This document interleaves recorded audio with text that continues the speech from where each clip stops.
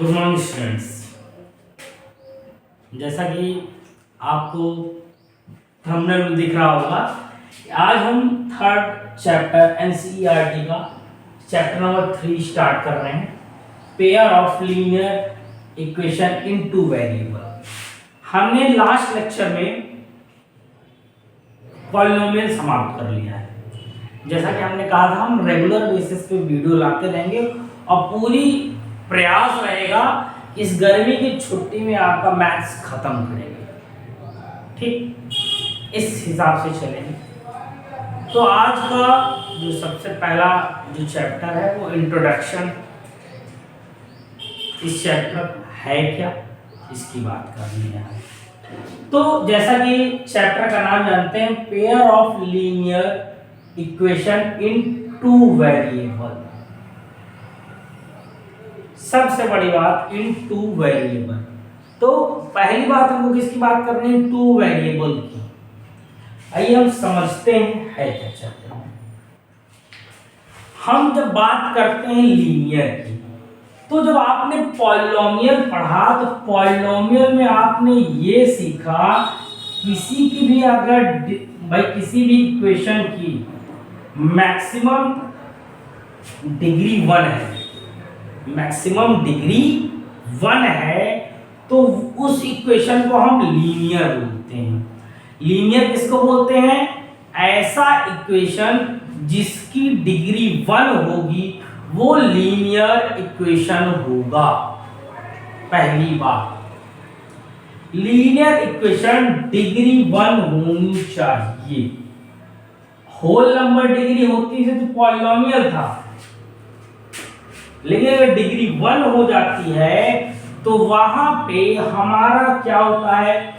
Linear equation बनता है। तो सबसे पहली बात हमने एक शब्द को सीखा, उस शब्द को क्या था भैया? Linear equation. Linear equation. दूसरा शब्द है इनटू वेरिएबल। इनटू वेरिएबल, ये टू वेरिएबल्स की बात क्या है? हम x और y को वेरिएबल बोलते हैं। टू वेरिएबल का मतलब है इस फॉर्म का इक्वेशन होना चाहिए, जैसे कि 4x 5y प्लस 6c। ठीक ना? x और y दो वेरिएबल हैं हमारे पास। यहाँ ये दो वेरिएबल हैं हमारे पास, और हम इन्हीं दो वेरिएबल्स को, एक वेरिएबल हमारा ये है, एक वेरिएबल हमारा ये है, एक वेरिएबल ये है, और दोनों की पावर 1 है। That means it's our linear equation in two variable. Linear equation in a two variable.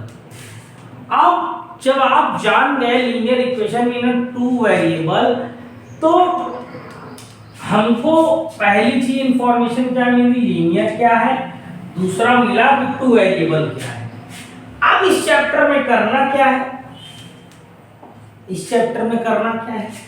तो इस चैप्टर को जब आप करेंगे, इस चैप्टर में करने के लिए, इस चैप्टर में आपके पास क्या होगा? आपको दो इक्वेशंस के सॉल्यूशन निकालने हैं। क्या निकालने हैं? सॉल्यूशन निकालने हैं। कोई भी दो इक्वेशन अब दे देगा, उसका सॉल्यूशन निकालना है। सॉल्यूशन निकालने का मतलब क्या होता है? हम सॉल्यूशन उसका निकालने की बात करते हैं। जैसे सॉल्यूशन क्या है? जैसे एक लाइन दूसरे लाइन को जहां कट करेगी, उसका ये सॉल्यूशन होगा।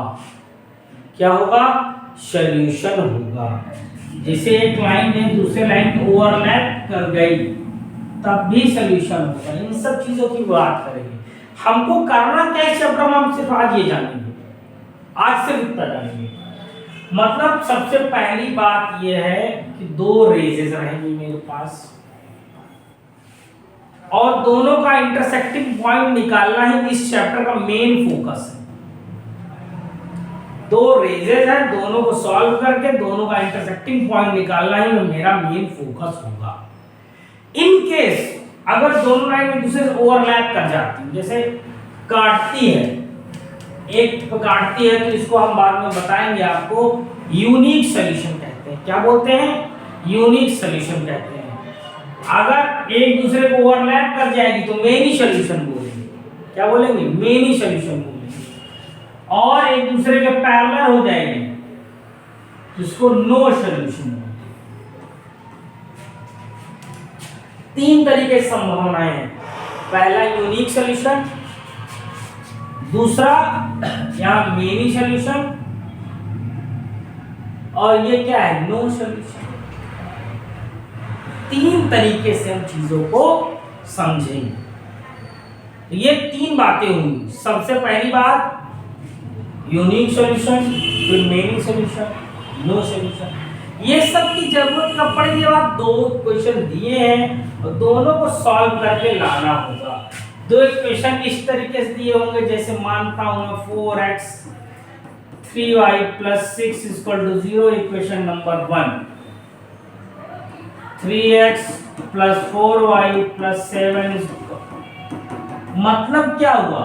दो इक्वेशन इस तरीके से दिए होंगे और इन्हीं दोनों इक्वेशन को हमको सॉल्व करना है। इन्हीं दोनों इक्वेशन को हमको सॉल्व करना है, और सॉल्व करने के हमारे पास इस चैप्टर में 4 तरीके दिए हैं। कितने तरीके दिए हैं? 4 तरीके दिए हैं। अब इन चार के चारों तरीकों से,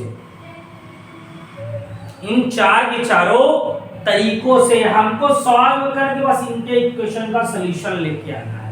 उसमें से एक कट गया है, कई टीचर साहब बता तो नहीं, हम चारों पढ़ाएंगे।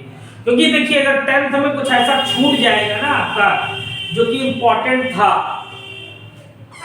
वो आगे कहीं मिलेगा नहीं। क्योंकि देखो सरकार ने सिलेबस तो रेड्यूस कर दिया, लेकिन दिक्कत आपके लिए बाद में आई, इसलिए हम इसको पढ़ाते हुए चलेंगे। मतलब इन दोनों को सॉल्व करने के बाद हमको इन दोनों को सॉल्व करने में उसको 4 तरीके मिलेंगे।